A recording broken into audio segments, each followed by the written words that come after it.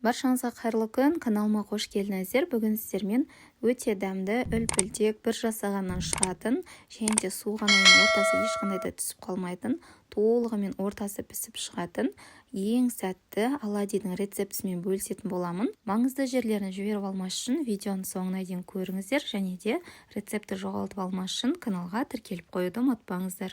Ең алдымен бір жұмыртқамызды аламыз, үстінен жарты шай қасық тұзымызды саламыз. Енді шекерімізді қосамыз. Шекерді қалауыңызша көбейтіп немесе аздырақ қылып қоссаңыз болады. Мен 3 ас қасық қостым. Тәттірек болғанын қаласаңыз 4 ас қасық қоссаңыз да болады. Енді барлығын жақсылап араластырып аламыз.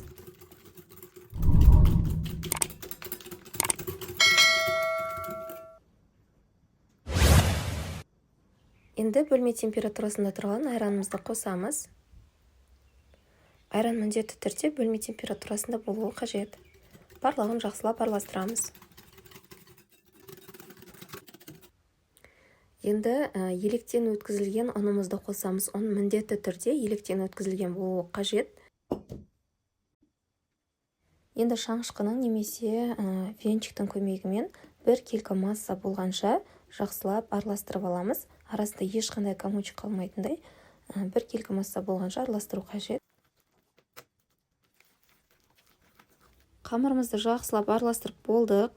Байқап тұрғандарыңыздай қамыр қоюлау болады. Және де осылай венчикпен көтерген кезде бірден ағып кетпейтіндей осындай қоюлықта болуы қажет.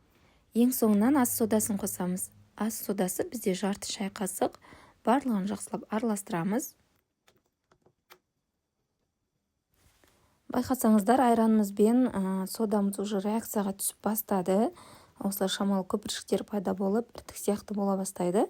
Осы кезде бір рет қана араластырып, айранымызбен содамызды реакцияға түсіп болғанша 10 минутқа қалдырып қоямыз. Сол кезде біздің қамырымыз көлемі ұлғайып, айран мен сода жақсылап реакцияға түсетін болады. Енді 10 минутқа қалдырамыз. Неге бізде 10 минут уақыт өтті. Байқасаңыздар, қамырымыздың бетінде осындай көпіршіктер пайда болып, қамырдың көлемі біршама ұлғайды. Енді қызып тұрған табамызға майымызды құйып, қыздырып аламыз. Содан кейін осы 2 қасықтың көмегімен қамырымызды мүлдем қозғамаймыз. Дәл осы күйінде шетінен алып, 2 қасықтың көмегімен қызып тұрған майымыздың үстінен қамырымызды салып, пісіріп алатын боламыз. Қамырды мүлдем қозғамаймыз. Асты шамалы қызарғаннан кейін оладьилерімізді екінші бетіне аударып пісіріп аламыз.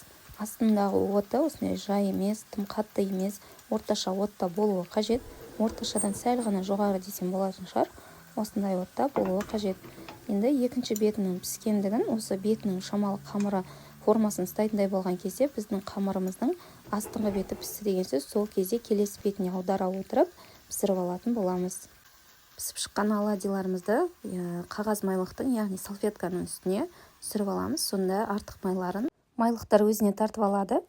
Шамалы осылай майлық тастап алғаннан кейін тарелкамызге салып, үстінен сахарный пудрамен әсемдеп, немесе жидектермен әсемдеп, жанына қаймақпен, сгущенкамен немесе тосаппен ұсынсаңыз да өте керемет үйлесім табады.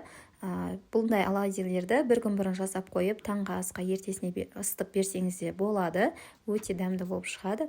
Осындай үлкендерге де, балаларға да ұнайтын кереметте оладьилерді сіздер де жасап жақындарыңызды қуантыңыздар. Сіздермен болған арайлым. Баршаңызға рахмет.